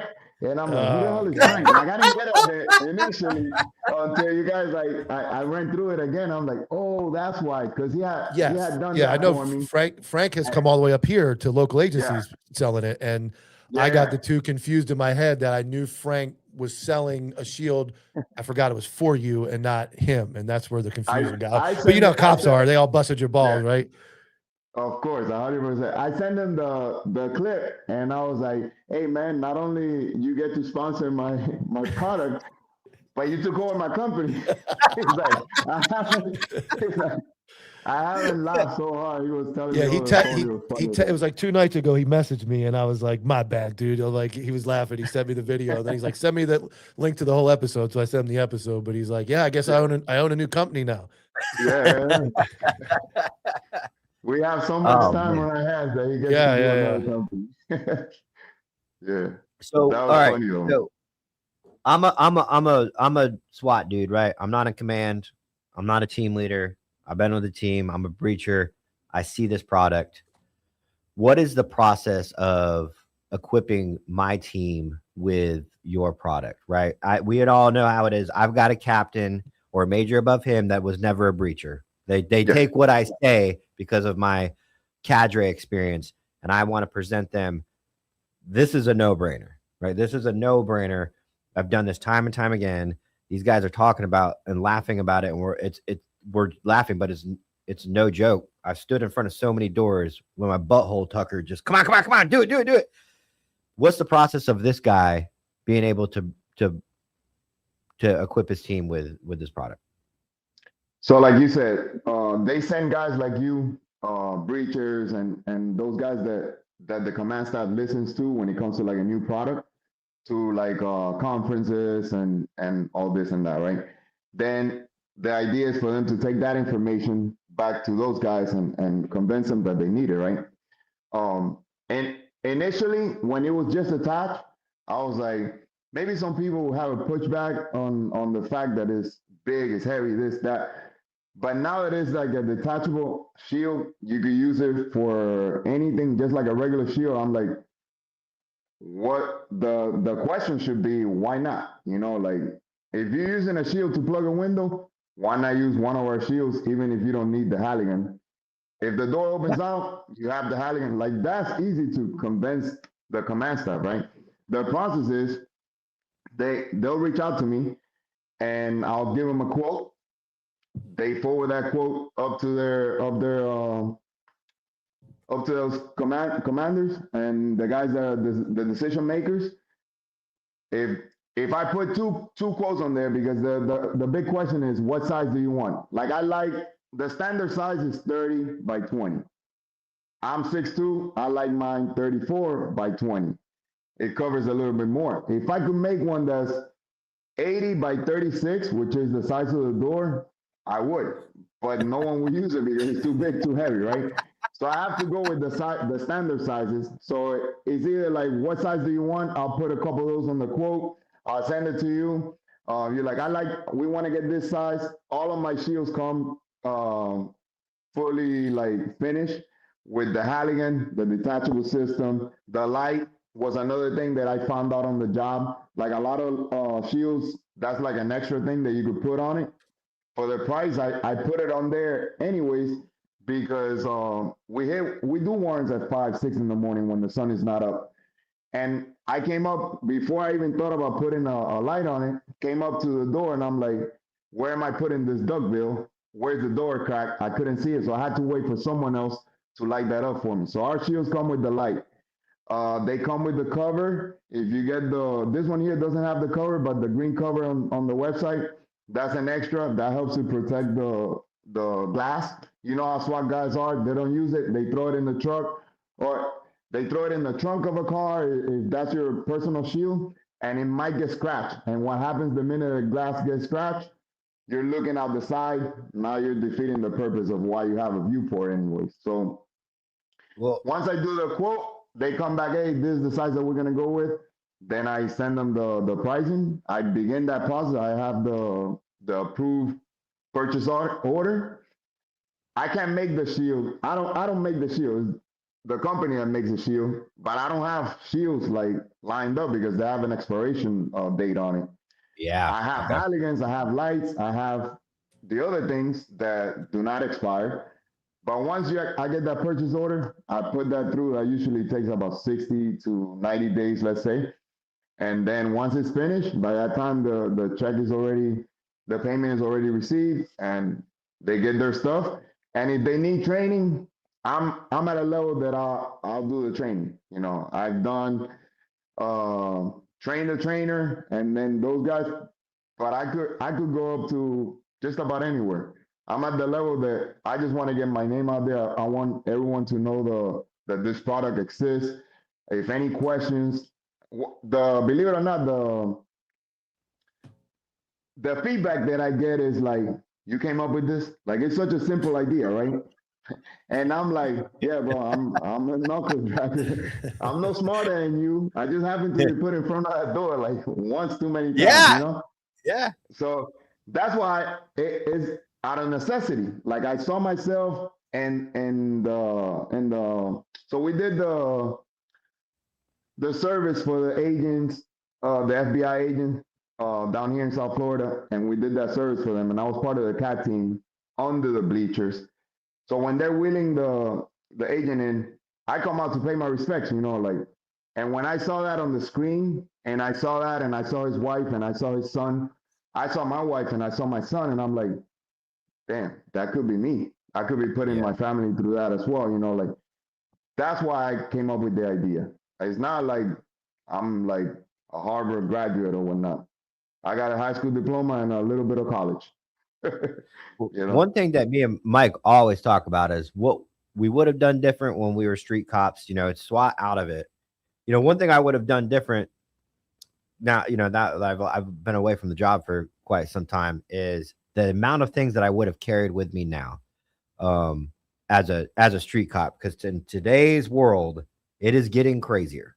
Your patrol deputies are what, Mike? My wife, when I started dating my wife, I didn't have a gun light. And she's like, I almost didn't go. She's like, I almost didn't go out with you the second date when I saw you. Because she's a cop as well. She's a cop as well. And she's like, I never paid attention in uniform. And then we went out, and then I noticed you don't have a gun light. She's like, I almost didn't answer the phone the second time. So it's like reflecting on what we should be carrying. That made me laugh about thinking about that. It would have been like the one that got away. Yeah. I was like, well, I had the little clip-on light on my belt. She's like, no, dog, you didn't have a gun, you didn't have a holster light. Yeah. Like, did you carry breaching tools back when you were on the road? Well, that's what I was gonna say. It's like we did. Well, supervisors had them. Yeah, exactly. Yeah, or you call fire rescue. Yeah. Well, the way things are going now, as I was getting out, I was realizing regular cops, even with a couple months on the job, were responding to calls that would have been they're having to act quickly. And we're seeing it. We're breaking down videos now where regular patrol cops are taking calls because of the urgency and having to make decisions that preferably we would want SWAT doing because of the training and experience that the team has. We're not able to wait sometimes. And I feel like this is like right now I'm being dead serious. After talking with you, I would purchase your product as a patrol officer. I had an entire SUV with a huge back. How many times have I been on calls where we're waiting on the supervisor or the captain to bring the shield for the squad? We're waiting on the shield. Yes, we can't wait. And so going on the list of things that I wish I would have, I wish I would have had a shield. I started bringing breaching tools towards the end of my career.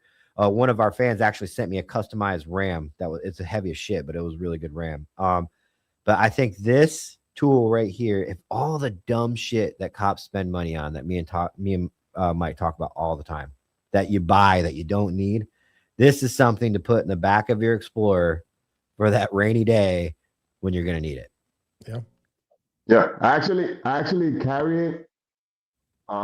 Maybe on the back, like kind of like protecting my back in a way. Like you think like weird, like you have to think like all kind of like crazy scenarios, right? What happens if there's shots, if you hear shots inside it, but you can't get in because you don't have breaching tools and you're a regular officer on the job? You think fire rescue is gonna come open that for you? Nope. They're not even coming close.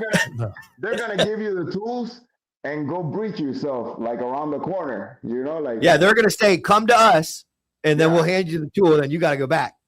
And even fire rescue deals with like Baker Acts and armed subjects and hey, checking the well-being of an individual. And you don't know that guy could be armed, and when you start breaching, he could shoot through the door as well. So even fire rescue could benefit of nowadays fire rescue has ballistic vests, helmets. They go to some warm areas with us, like in a school shooting or anything like that.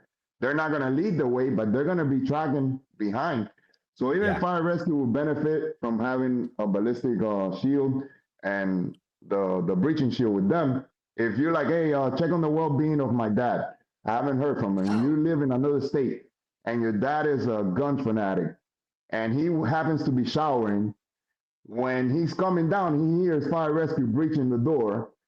He's going to grab a gun. He might shoot. Who knows? Like those things. But definitely for like a Baker Act, those guys have guns as well. Like they're not right in the head. Especially now in Florida, we're I know admin is really pushing hard the last 10 years for those RP, whatever it is. After you Baker Act someone, you essentially you go back into the home and take all the weapons, and you try to do it before they get out of the hospital. But sometimes, and that's crazy to me to go. Yeah. It's a crazy concept to send law enforcement to take guns from a mentally ill person. I'm not saying that it's not right, and I'm not saying that there's anybody else for the job. But when you're looking, that is a conflict waiting to happen. And like you said, just having these shields, man, I've been, like I said, tons of times. I never even thought about fire rescue. Like, wouldn't you rather, especially when it's government money? When it's government money, I'm talking about, I would buy it with my own personal money to put in the back of my Explorer that I use. But I'm talking like all the funding that, that agencies get, including fire rescue, why not have one per truck? Just At least, would you rather? the battalion chief should have Yes. it. Hey, we're checking the well-being of Grandpa. He hasn't come. The car is outside. He's not responding to the phone. Why not? Another one that could benefit from is bondsmen. Those guys make breach and they go after some bad dudes, and they have the right to go in. And it's usually what, two guys. Hey, you cover the back. We're gonna do the front. Two guys in the front, one in the back. A team of three guys going after some dude that maybe wanted for a murder, didn't go to court. So that's another guy that could benefit from a breaching shield. Not only that, once you breach, you could also become the shield operator. Remove the Halligan. Now you're searching through the house with the shield. On our agency, we had an eviction that went deadly. Like the lady was like, "Hey, you come in my house, I'm gonna kill you." Sure enough, they had to breach her door. They left, came back. Luckily, it had a shield. The shield got struck. She was hiding behind a couch, I believe, and they had to put her down, all because of an eviction notice. So, bondsmen, eviction units. Initially, I made my product for tactical units, but then I saw all these benefits from it that we're even putting them in schools nowadays, like something like a fire extinguisher, an active shooter in the school. Do you think an agency is going to be able to equip every officer in their agency that when they pull up, they're going to have a shield, they're going to have breaching tools? No, but it's already going to be there. We're working with legislation to hopefully for that, to have breaching tools, ballistic shields. But what happened at Uvalde? The subject was shooting through the door. They didn't come up to breach that door. Nobody wants to take a round to the face, right? But if I give you now a breaching shield, that may give you a little bit more confidence to go up, to hide behind that real quick while you pop it. At least approach the door, see if it's locked, So we have a couple of things that we're working on.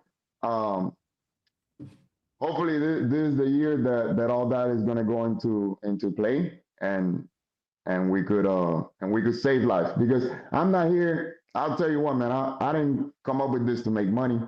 I came up with this to save my life so that I could go back to my home.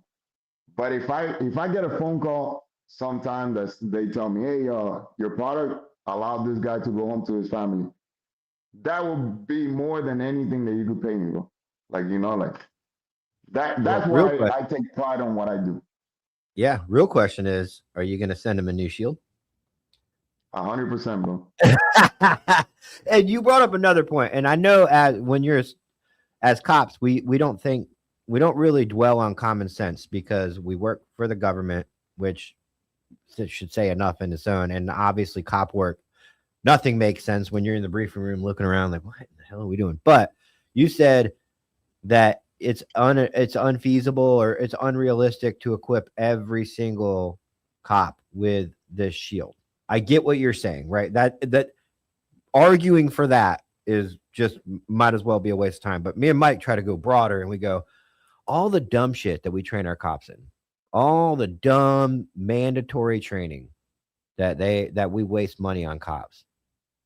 I would rather have every single cop issued at least a shield.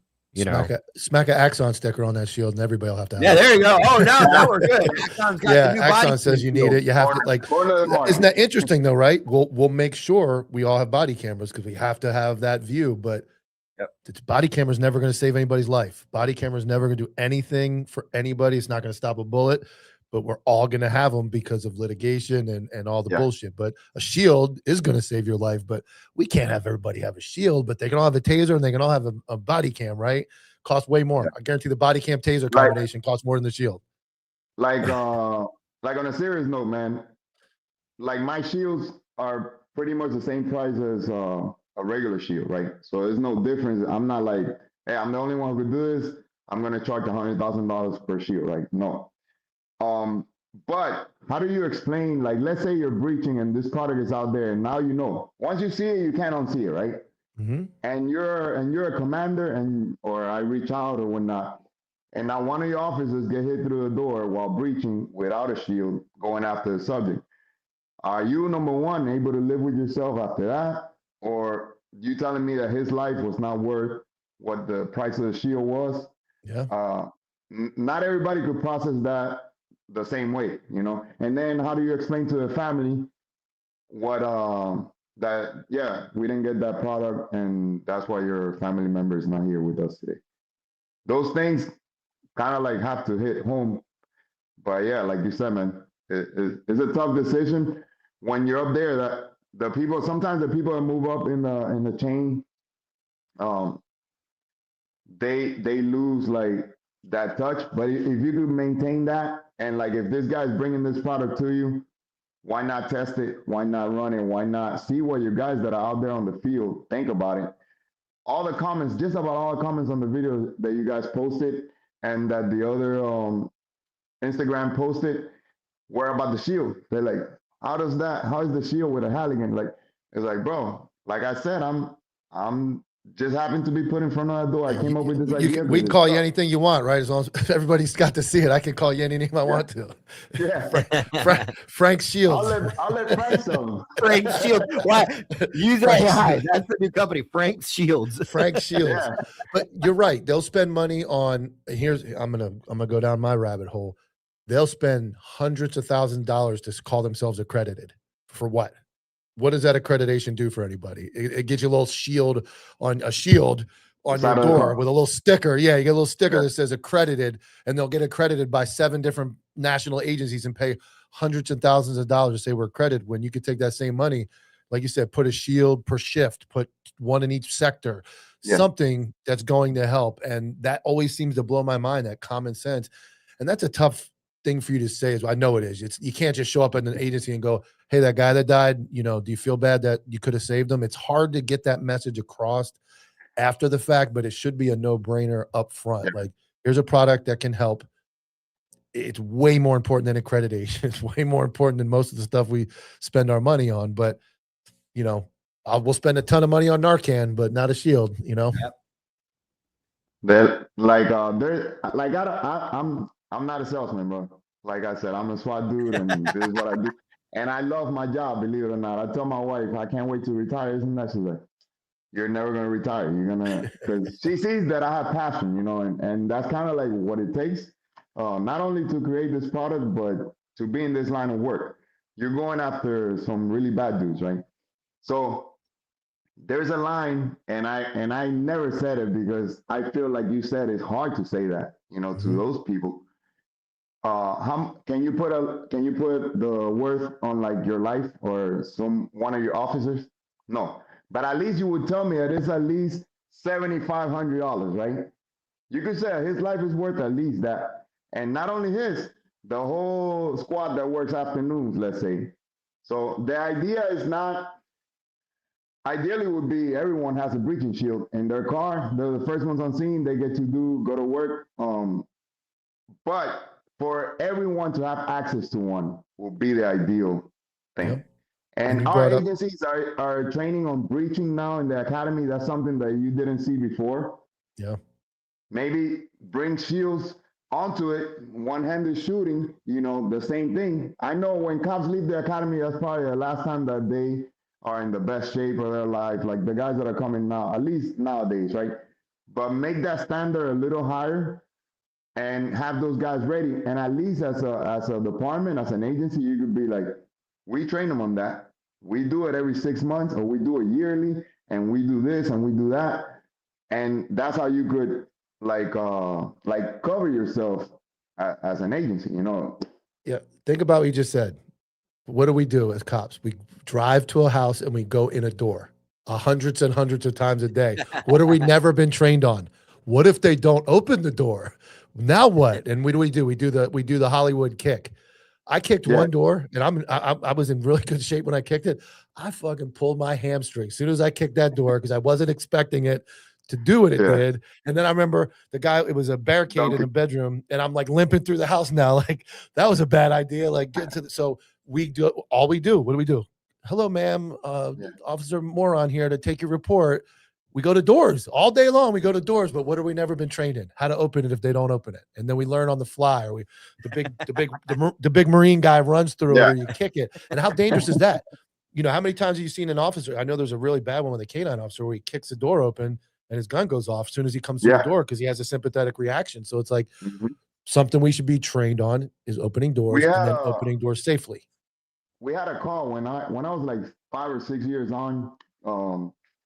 Where the wife called, locked herself in the room, said, my husband's going to kill me. And it's my buddy and I, pretty much the only guys in town, because it was a small town. We're the only one in service on afternoons. So we get there. We tried the door. Breaching 101 is you try the door first. If it's open, good, right? The door was open. The subject was grabbing the gun from like the counter to go upstairs to possibly shoot her. As soon as we open up, hey, let me see your hands, drop the gun. The guy put the gun down. No one lost their life. She was good. But what if that door was locked? Yeah. We would have never made it. He was about to go upstairs with the gun. You would have been standing there hearing gunshots at the front door going, how do I get in? Now what? Break a window, get a rock, break the window, crawl through the window. This guy already killed somebody. So now he's in that state of alert. He's going to possibly shoot it out with us. All that could have been prevented with breaching tools, with a breaching shield if the door was locked. Yeah. And I mean, just circling back to just tactical units. I mean, it's, let's just say, all right, let's not talk safety. Let's talk, optimizing, efficiency, all that stuff. You got, oh, well, we don't have a breacher by himself. We have a shield guy with him. So now we're taking up 2 positions in a breach. It's just, I don't know, man. It blew me away when we did that episode, and then Mike went, oh yeah, that's armored breach. I was like, what? And then we talked later, and I was like, wait a minute. So, and I had to go watch the video because I'm like, how does that work? And I'm like, oh my God, it's like you say, Dennis, it's like, this isn't rocket science. This is just basic. And I'm like, well, how has that never been thought of? And I was like, yeah, man, but it's such a good concept. Your biggest argument or sales pitch should be, why would you buy a regular shield? Why would you buy a regular shield? That's like buying a car with like no motor in it. Like, why would you do it? Like, you should. Why would anyone purchase a regular shield when you could have one that also protects you while breaching? Yep, doesn't make sense. I think that should be your whole sales pitch. Like, and you can, like you said, you can use it as if you need to. If you don't ever use it for the breaching side, you can still use it as a shield. There may be that one door. Some of the pushback I would say that I was getting was up north. A lot of the doors open in because of the snow and all that. And the breachers are like, hey, I'll never use the Halligan. Number one, screen doors open out. You could lock screen doors. You could defeat them with a Halligan. That could be right on the other side of that inward opening door, and you could be shot through, right? That's number one. But what about in schools? In commercial buildings where building codes require for our opening doors into those rooms. Because if a classroom catches on fire, and let's say you have an inward opening door, and all the kids pile up at the door, you're not going to open that door. So the building codes require those doors to open outward. So now you need a prying tool. Oh. Yeah. Okay. And in Uvalde, if you look at the video, that famous video of the hallway, the intersection there, all those doors open out. The door to that room opened out. So it's because of the building codes. So you could tell me like, yeah, we'll never use it because our doors open in because of the snow. Not in commercial buildings they do. Not into classrooms. And having that and not needing it, cool. But needing it and not having it, now you like. Yeah. No, that makes all the sense in the world. It's simple. And like you said, you could leave it off as carried as a shield, and then you go, okay, I'm here. I'm just going to hold. Somebody go get the Halligan. I'm going to throw it on real quick, attach it, and go. And it only makes sense. But then we know what happens in law enforcement when things make sense. and even if I don't need the Halligan, like I'll have it off and I'll stick it into my vest. That way I have it in here just in case if I need it for like on a hallway, different doors. All right, so now you'll give me it's a school. I have a master key. we did a training in a school. It was an empty school. We're running through the school, seeing how long we take to open doors with that master key, not exposed, standing to the side. And we almost broke the key. So what happens when the key is broken? What happens when the access card doesn't work? When you have a shit ton of keys on a chain ring, and you got to find that, but you hear shots on the other side, and you got to go mechanical. Mechanical is the most common way of breaching. You know, yeah, you could have ballistics. Why do some supervisors don't like ballistic breaching? You're introducing a shooting to a no shooting situation, right? They're afraid that grandma might be coming to the door, or a little kid. Now you go blow off the lock, and they're struck. You know, yeah, those things are same thing with explosive breaching, but mechanical breaching is like the no brainer. All regular cops on the road, detectives, they should know how to breach mechanically, and they should have tools to do the job. Yeah, and I mean, I think with Uvalde, we all as a nation and as a culture, we focus on some things that need to be focused on. But you kind of reminded me something I haven't really thought about is yes, I think one of the things that everybody can agree on what happened was the fact that the breaching, every time they went up to breach, there were shots fired, and so right, wrong, or indifferent, a lot of their decision making was based on that fact that every time we go to breach, he's shooting. So when we're not breaching, there's no shooting. And it was kind of that, is it barricade? Is it not? Is it barricade or is it not? Yeah. But again, we could sit there and dissect that for hours. But the fact that let's just breach. We have to assume he's gonna shoot through the door. Let's just breach. If you got men willing to go through the door, that means you have men willing to die. So if they're going to go through that door, I don't think, putting a shield on them, they're going through anyways. They're being, and that's such a good point about the Uvalde thing that, we focus on the board tack. We focus on all the, cowardice acts, whatever. But the fact that the tactical side of that, one of the learning points from that is the fact that door, they would have benefited so much from a shield that could allow them to breach and be shielded at the same time. I'm not sure if you're aware, but Texas. So I made a video. It should be on my Instagram with my son about having breaching tools and ballistic shields, specifically our breaching shield in schools, and we send that to everybody because once we saw the documentary, we noticed that was something that they could have used there, and maybe the first couple guys that went up and then they were shot at, if they would have had that on scene, they would have made it to those victims faster. They were asking for breaching tools. They were asking for shields. Those were on the interviews afterwards, right? The documentary is called the Uvalde, behind the Uvalde shooting or something like that. When they interview those cops, and that's why I'm like, you know what? Why not have that there, like a fire extinguisher? If the first officer comes, he knows how to breach, he knows how to use a shield, or first two dudes, hopefully one of them knows, at least that'll give them that encouragement to go up there. So we made that. I made a video on that. I saw that interview on December 23 or December 24. I don't remember exactly.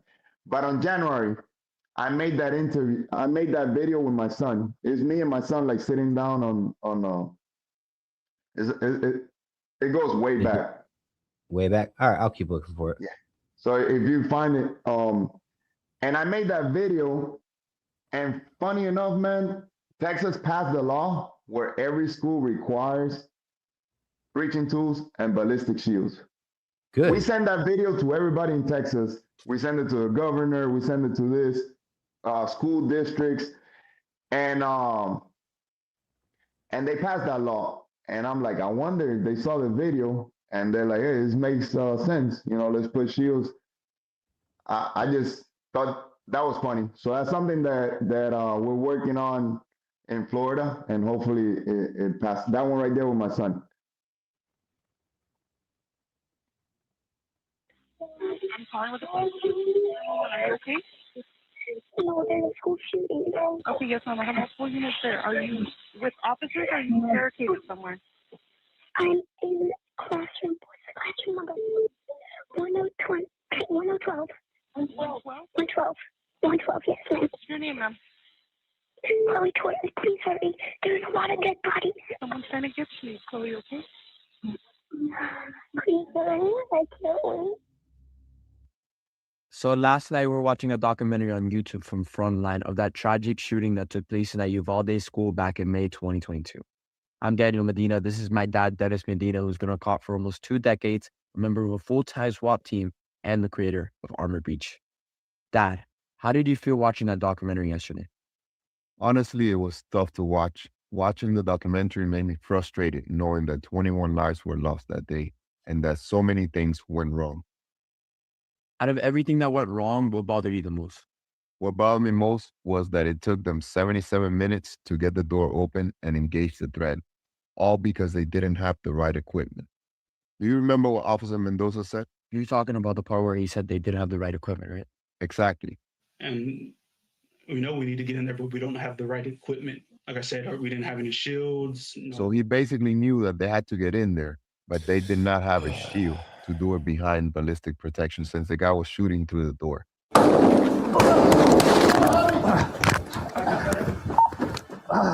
The gunman fires through the door of one of the classrooms, grazing Staff Sergeant Canales and Lieutenant Martinez. Am I bleeding? Am I bleeding? Am I bleeding? That is what kept me up last night thinking, what can I do to let everyone know that there's a tool out there to get the door open behind a bulletproof shield, behind ballistic protection, basically. And this is the main reason why we're doing this video today. 2 years ago, my dad came home with an idea. As a breacher on his SWAT team, he came up with a safer way to breach behind ballistic protection by creating the first and only breaching shield. Dad, let me ask you something. Would our shield stop the gun that the shooter had? Yes. Our shields are level 3, which means that they're tested to stop those types of rifle rounds. The AR-15 and the AK-47 are 2 of the most popular rifles out there used by criminals. Those are the type of rounds specifically tested on our shield. Just so everybody watching this video knows, what makes our shield so special? So our shields come with a detachable halligan in the front so that the individual, the operator opening the door, can do it behind a bulletproof protection. So you guys have a better picture. A picture of bulletproof shield with a detachable halligan in the front across, and that is used to open doors, right? So the halligan was basically one of the tools that the chief and several officers on scene were looking for to start breaching doors when they didn't have a master key. I believe that not only would our shield would have given those officers the ability to search for a subject behind his protection quicker, but it would have also allowed them to open the doors knowing that they would have been protected. That is one of the reasons our shield is unique. And guys, our shield is fairly new. My dad was able to get a patent after a long process a little more than a year ago. So most people don't even know this product exists. However, several police departments in South Florida are already utilizing it. But we still need your help. After watching this documentary, my mom, dad, and I looked at each other and realized not only should tactical teams have our breaching shield, the same way schools have fire extinguishers, we believe that every school should at least have one breaching shield so that when the first police officer arrives, they can act quickly. Because in a situation like that, a second can save many lives. The first few moments of a response is crucial, is what experts said. This is the best moment in time to engage the shooter and rescue any victims. Dad, let me ask you something. What message do you want to send out to the parents watching this video? So being a dad, you can't help but think that this could happen at any school, unfortunately, even your child's school. While watching this documentary, the first thing that came to my mind was that there needs to be a breaching shield in my son's school. So how are we going to do that? So even if I have to donate one, I will. I'm willing to equip your school so it is ready just in case. Hopefully it never happens, but just in case it does, they could deal with a situation like that. I know that not everyone is in a position able to donate a shield, but by simply spreading our message, it can get to the right individuals who can. Help us equip schools so that our children are better protected. No, hold it. Damn it. Hey, can you go get a breaching tool? I know. There are more gunshots, the first in nearly 40 minutes. We just want to create awareness with this video to let people know that this tool already exists, that there's a breaching shield out there that should be present at every school, that it can be the difference that can save lives. We can argue tactics all day, but no one can argue safety, because it is not a question of if, it is a question of when, where, or who. On that note, help us spread the word and create awareness by sharing this video to school boards, school committees, principals, assistant principals, educators, and anyone who may be able to make a difference and protect us students when the next mass shooting happens. Well, first of all, if you don't hire your son as executive marketing director, we will. That is a very well put together young man. He actually put the video. He edited the video and all.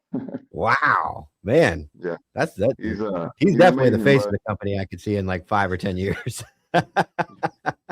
For sure. Man, great points, dude. So that circulated organically. It did what it was supposed to do. Yeah, my wife got on and she sent that to everyone. That same night we stayed up once we posted that, and I guess that it got to someone in the government there, because they passed the law May 19th of 2025 that every school is required to have that. Required to have breaching tools and ballistic shields. However, if I give you a Halligan, yeah, it's a breaching tool, right? The door opens out. You running through the hallway, you picked it up because it's just like a fire extinguisher. It's gonna be somewhere locked, secure. You don't want the bad guy to get his hands on a ballistic shield. And you have a couple of dead bodies on the way to the door where you know that the subject is at. How comfortable do you feel? You already know that he shot with a Halligan, or maybe with the breaching shield together as a whole to now come up. It's a no-brainer. But yeah, I'm the guy that made it. But to me, it's like you're rolling the dice, you're playing with your life. You could create some distractions, break some windows on the other side. Meanwhile, you're going just with the Halligan. But if you drop there, you're not saving anybody. Now you just became a rescue mission. Now they got to get you a officer down drill, get you out of there, get you to somewhere safer. Meanwhile, kids or anyone is inside still losing their life, Yeah. And it goes to what you said. I mean, you're not doing this to make money. The fact that you got an entire state educational system and you raised that much awareness to where they made it mandatory. They didn't make it mandatory to buy from Armored Breach. They made something mandatory to protect children. And I think that alone says a lot about, your company and your mission. Thank you. Well, I was going to leave it the last 9 minutes for just some simple, funny SWAT stories. So I was going to let Dennis think while Mike, see if you had something in the chamber. It doesn't have to be the most insane or crazy, but something that you were like, what the fuck? Because I've got one. We've been talking about. I got one too. I'm ready to go. You guys go. We've been old. talking My about brain's fried. hitting for CP. I try not to say the words, but CP warrants, much like that video is based off. And we did one. I want to say we did one. It was for the FBI, and it was a standard warrant. And we brought him out. Nothing crazy happened, but we brought him out, and he was in his boxers. And I look over at my buddy. I was brand new, and I'm like, yo, dude, this dude have a fucking boner? And he's like, yeah. And then one of the senior guys comes up to me and goes, dude, as sick as it is, this is his final thing. Like, he's like, he's getting off on getting arrested for this. He's like, they're not right. They're not. And we're like, dude, he's got a full on, like, I don't like making light of the type of warrant it was. Somebody please clip this. Tyler, it was bizarre, dude.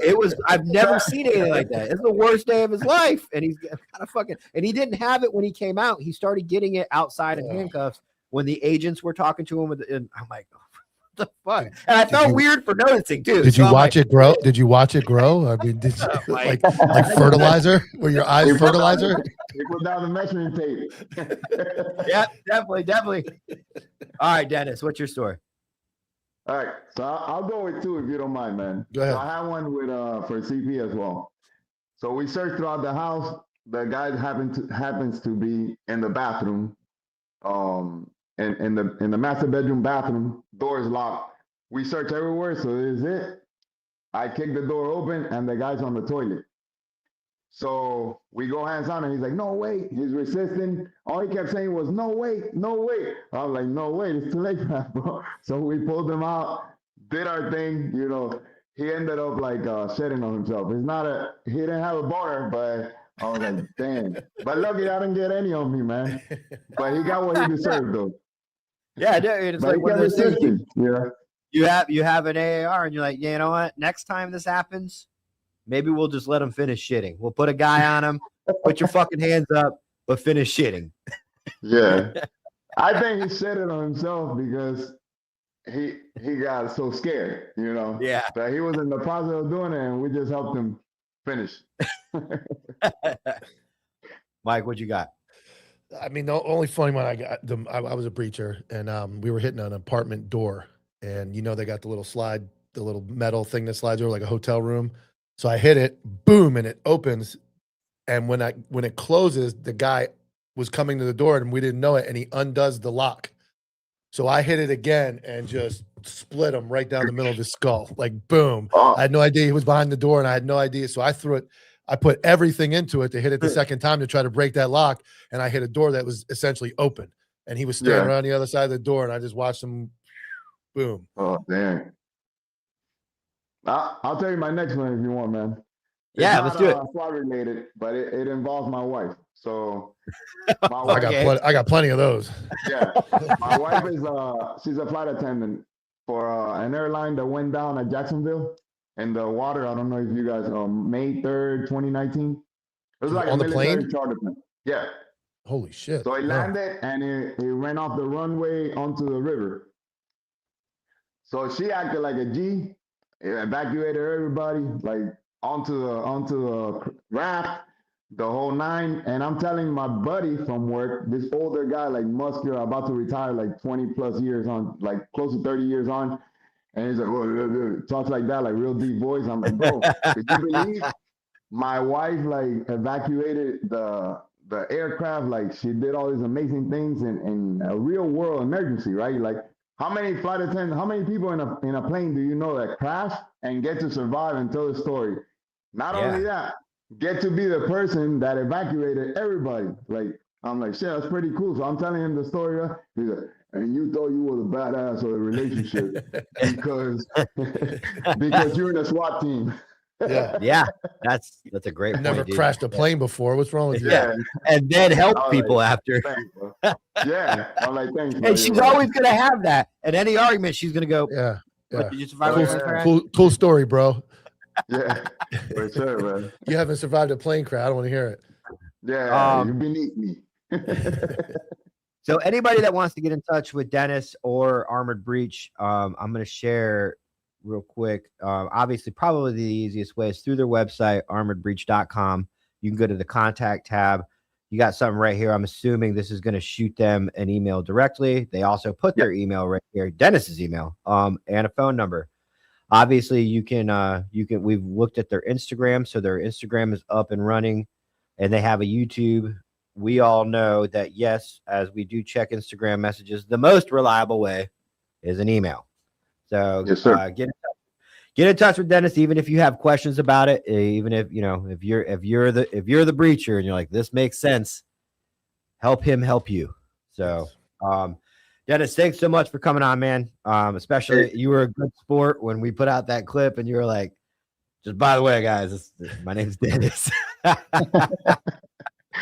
Thank you for having me, man. It was a blast. A lot of feedback, positive feedback from that video. So thank you guys for being the voice for that. And we love what we do, but to be like recognized on something that you created, and for people to be like, damn, that's a pretty cool product, and hopefully saving a life down the line can't put that into words. Correct. Yeah, and I'm assuming we'll see you in the coming years. We'll be seeing you at a lot of SWAT conferences and stuff like that. So Yep. Heather says that one with his son needs to be shared in every single school in the United States. So what I'm going to do is I'm going to obviously go reshare that once we're done here. Great video. And it was a pleasure having you on, man. And we'll be in touch. Anything you need from us, you let us know. We'll do it. You got it, bro. Same here. Appreciate it, man. Thank you so much. All right. Me and Mike are going to wrap up the show real quick. So don't forget to check out our merch store, antiherobroadcast.com. We got plenty of merch up there. We got the X conference coming up, April 21st, 22nd, thrown by our boy Kenny from the Red Ninja from the Beyond the Barrel podcast. We'll be there. It's kind of like a street cop training type thing, 3 days, a bunch of cops getting together and hanging out. And Thursday night, that's approaching, Mike. It's tomorrow night, isn't it? Yeah, Thursday night. Don't forget, go subscribe to Counterculture Inc. YouTube, man. That's where we'll be for the night shift. You got anything else, Mike? I have breaking news. Okay. For our followers. Jerry Worms has purchased a house in South Florida, and he closes at the end of March. Ooh. So our boy Jerry is coming back home to Florida. Jerry's coming down. As long as everything goes well with the closing, he'll be, I already Googled the address. He's like an hour and 15 minutes south of me. So he plans on popping into some of the weekly shows, coming over to Orlando. And then, so that's exciting news for all of our followers and everybody who loves Jerry. We'll be able to see a lot more of him. All right. And then, yes, the West Palm Beach show is being discussed, and it's looking like what, mid-May? Probably mid-May. Yeah, if we go mid-May, we can double up the old birthday. My 50th birthday will be mid-May. 50th. So get that out of the way. And I think that West Palm is the best area. Jerry will be down here by then. And you'll finally have to drive somewhere. So I like that. I drove to Miami, dude. How are we? We're all going. Justin's going too, right? To South Carolina. Yeah, well, we have two in South Carolina. I think, but the canceled X event. Conference. Yeah, the X conference. Yeah, I'm pretty sure Justin's riding up with us in the old van we're gonna rent. Justin found like a really good rate for like $300 for the week. It's just a rental van, you know. Everybody can crash and so that'll be fun. But what? I'm sleeping with Justin. Why? You snore, dude. No, but I'm not talking about that. I'm talking about Jimmy comes. You got Jimmy. I'll take Justin. I figured we were all going to room in the same room. I think aren't the old ladies going? Is it probably? JoJo I got to figure. Yeah, I got to figure all that out. I got to get serious about that. I got a cruise before that to deal with. That's the only thing on my mind. Oh, you're not doing anything until that cruise is over. Let me see. Where are we at? We are at how many days to my cruise? Bunk beds. No. My cruise is in 39 days. All right. We'll worry about the other stuff later. All right. Tomorrow is the in-studio broadcast. We'll be there tomorrow. The flagship broadcast, number 2 of the week. So 11 a.m., guys. YouTube, X, Facebook. Join us tomorrow. We'll see you then.